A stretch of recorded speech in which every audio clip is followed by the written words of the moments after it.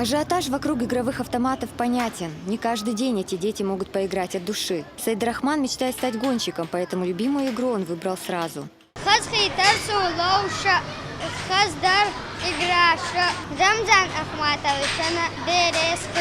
В преддверии Нового года региональный общественный фонд подарил сказку еще 15 семьям. По словам Макки Гайсултановой, организовать такой праздник своим детям она бы не смогла, поэтому праздник от фонда стал приятным сюрпризом.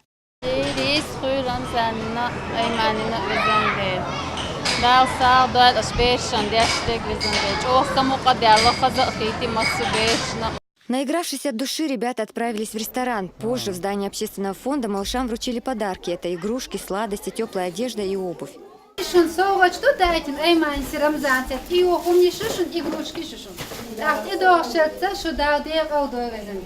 За плечами сотрудников фонда множество благотворительных акций, охвативших разные уголки земного шара, и они не намерены на этом останавливаться, ведь в их помощи нуждаются и ждут. Лариса Джабраилова, Хаважи Мунаев, Дауд Куруев. Новости.